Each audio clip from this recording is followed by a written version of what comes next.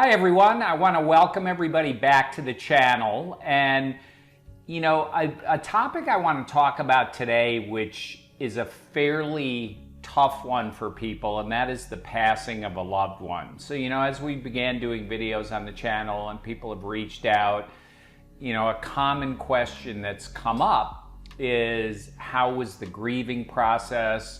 What was it like dealing with the death of your dad? All that kind of stuff. And I think it's an important topic, and obviously when you're dealing with somebody that's got Alzheimer's disease and they're at the end of their life, their passing will be soon. But I think the topic we're going to talk about today has a much broader application because, even if people live a long, healthy life, you're going to deal with the passing of loved ones. In fact, a guy I really like, he's a neuroscientist, his name is Sam Harris. I've read a number of his books, I listen to his podcasts, I use his meditation app. He talks about, and I think it might have been on a podcast, maybe it was in one of his books, but he says, if you're fortunate enough to live a really long, healthy life, you will get the joy of watching everybody you love die. And he says joy kind of tongue-in-cheek there, but it's really kind of a sobering thought that most people never deal with, and that's, look, the people we love the most are gonna die. And isn't it funny, like those of you that have children, when that baby was first born, what a joyous experience it is as that new life comes into being. But a part of that life, and just a bigger part as your birth, is your death. It's inevitable for all of us. But as human beings, for some reason, we're not very adept at dealing with the passing of people. And, I now have had both my parents pass. My mom passed back in 2006, in January that year. And then my dad just passed this year in February. And as you know, I cared for him for about the last year and a half of his life as he dealt with the final stages of Alzheimer's disease. So the question I've gotten from people is, what was the grieving process like for you? And, I won't claim to know anybody else's experience because we all deal with death differently and experience it differently. And as I have friends, and I'll talk about my sister who dealt with the passing of dad differently than I did, and we all deal with it uniquely and in our own way. And as much as I've dealt with the passing of loved ones, that gives me no insight to the experience of another other than listening to them and being there for them. And I'm going to talk about that and the difference it makes for people. So back to dad. Because I was literally his 24/7 caregiver for the last 18 months of his life, over that period of time, the grieving process, and kind of unbeknownst to me, it was just waves of emotion that would happen as I was caring for him, came and go. And mostly it was good, but there would be days where I'd look at my dad and, I would get present to this, powerful, intelligent, successful Swiss engineer that he was, like the dad I knew my whole life. And then I would see this, literally babbling 2-year-old in a wheelchair in front of me. And there were days I would get really sad about that. And, I would sit there and look at him and just cry. And, he didn't know what to think of me crying, but it was just being moved by, where he had gotten to and how this disease had completely just like ravaged the dad I knew, right? And so that was happening all through the process. And, one of the things I want to share with everybody is I allowed myself the room to really fully experience that emotion.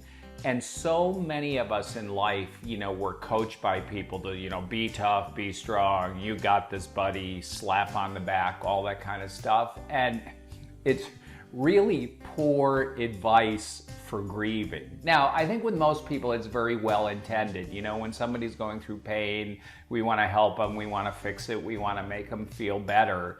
But really, the key is to allow them to fully experience it so they can move through it. And, having coached people in the areas of transformation and leadership, not a new concept to me, and I'm very present to the difference it makes when you allow people to fully experience what they're experiencing and not do anything with it. So, I gave myself that room as I cared for Dad.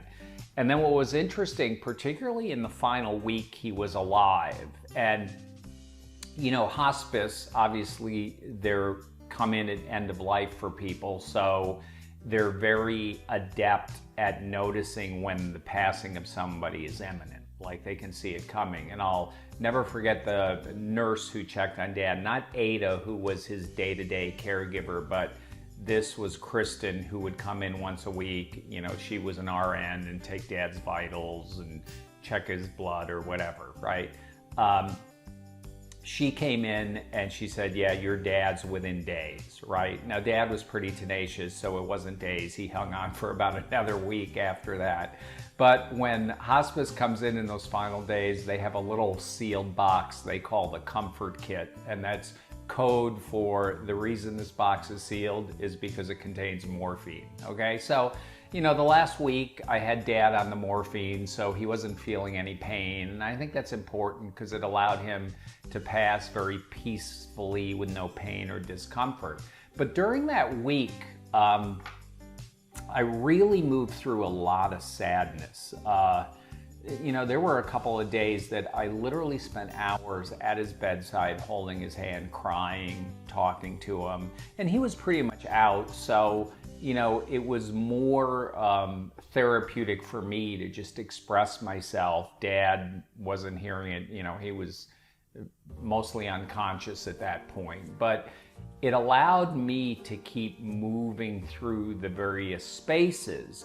And interestingly enough, having a week to process through that all that grief and emotion, the night Dad finally passed, there wasn't a lot there for me. I mean, there was the moment I realized he was gone and it was sad, and I started crying because, this is really it. Dad is gone. But I wasn't stuck with anything, and there wasn't a lot after that. Now, the experience was different for my sister, and I can only share my observation of her experience. What she experiences, what she experienced. But when Dad passed, it was about 11:20, 11:30 at night. I called my sister up to let her know, and her and my brother-in-law came to the house because I had called the funeral home, and they said they'd be there somewhere in the middle of the night to get Dad's body and start that whole process.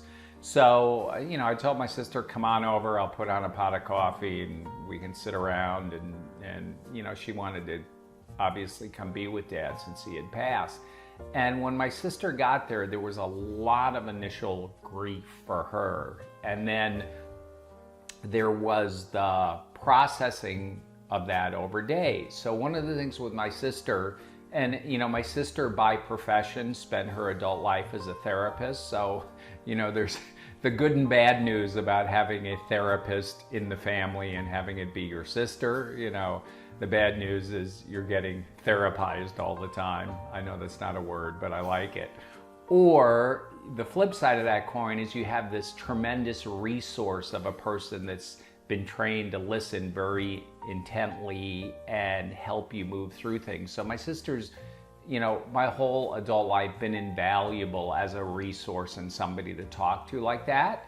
And I want to underscore that point because this video, while the channel's about Alzheimer's and supporting people that are dealing with this disease, this video is about grieving, and we're all gonna lose people we love, as I said earlier. And what I found is if we can just be there for people as they move through their grief and not try to do anything with it, like literally just listen and listen some more and then ask them anything else, anything more you want to say about that. Do you need anything from me? Is there anything I can do? Rather than trying to do it. But if you're just always being there for them, listening and asking those questions, it actually gives people the room to move through their grief on their own. And There's two sides to this coin. One is if you've got parents that are aging, be it they're at the end of their life and they've lived a long, healthy life and they're just going to pass, due to old age, or you're dealing with Alzheimer's or some kind of health condition that may be bringing their life to an end. It's important to know the people in your life that can be there for you as that kind of resource that you can talk to, you can get the kind of support that you need. But then you also may want to look and see, who do I know in my life that's dealing with this that I can be that kind of person for? Because, we need those people. I mean, yes, there's professional help and people can go get therapy, but, to me, part of being a friend to somebody is being there for them in those times of need and being able to be there and listen and help them move through that grief. So, I was that for my sister, she was that for me. And, Denise actually asked me the night Dad died, she said, well, you don't seem very sad. And I said, Denise, I've spent the last week grieving a lot, like hours crying, from day to day. And, I look back now, that was really great. It allowed me to move through a lot of that as I cared for Dad literally in the final moments of his life. Whereas I said, for you, you're just getting hit with all of it now. And, I was able to be there for my sister and support her through that. And look, it's not like you're going to not have sad moments. I'll share one with you that's particularly memorable for me. So my mom passed in 2006, and I was very close with my mom. I consider myself an Italian mama's boy, right? And Mom had been gone about a year. And from the time, those of you that know me know I'm a car nut. I raced cars in the past. I'm totally into cars. So one of the rituals we had at Christmas time, and Christmas is a big deal to an Italian mother, is it started when I was about 12 years old. The magazine, and I know magazines are about gone now, Road and Track used to do this exotic car calendar. And it was a 12-month calendar, and each month it had a beautifully taken picture of some exotic car, a Porsche, a Ferrari, a classic Aston Martin, whatever, it didn't matter. And so I would get one of those every year for Christmas from my mom. And it would be kind of a joke because it was about a 3-foot by 2-foot calendar. So, the box was very obvious no matter how you wrapped it. Now, she could have fooled me and put it in another box, but we used to joke. I'd pick up that calendar and I'd be, gee, Mom, I wonder what this is. And, we'd have fun Christmas morning. And so I had moved through, so I thought, all the grief about my mom's passing. And at that time, I was literally traveling the globe, leading personal empowerment and personal transformation programs. And I came home for the holidays, and I had the calendar hanging on the wall in my bedroom. And I had been gone from the end of November through whenever it was in December. So I looked up at the calendar and I realized it was still on November. I hadn't flipped it. So I went to flip the calendar and I just lost it, because it was like in that moment, I realized, oh my God, this is the last calendar I ever got from Mom.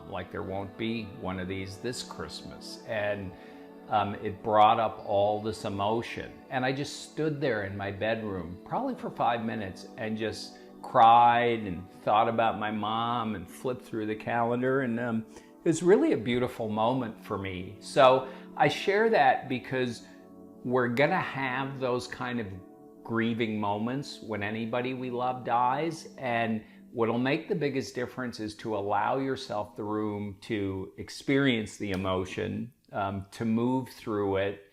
And, it really presences your loved one. So, if you think about my dad, I'll have Sid put in, but here's a picture of him in the final moments, right? And I could remember Dad that way. But, here's a picture of a good day of when I was caring for him, and I look at that picture and the amount of joy and satisfaction that that brings me is, worth everything I did and how I choose to remember Dad. So, grieving can be a tough process. It's tough for all of us, but the thing that I think will make the biggest difference for people is that you've got people that will be there for you when that moment comes, or people in your life that are dealing this, and you can be that person for them. And then just to be there and listen and give them the room to express. That makes the biggest difference in people moving through and dealing with grief. So I hope, this made a difference for people and at least gave you a little more capacity to deal with people in your life passing as it inevitably happens. And I want to thank you for tuning in. As always, if you like the content, please like it. Feel free to share the video with people you think it'll make a difference for. And then I'm looking at lining up, hopefully I can get it done by next week, some guests to come on and talk about their experience in dealing with the passing of their loved ones with Alzheimer's disease. So until then, thanks again, and we'll see everybody soon. Take care.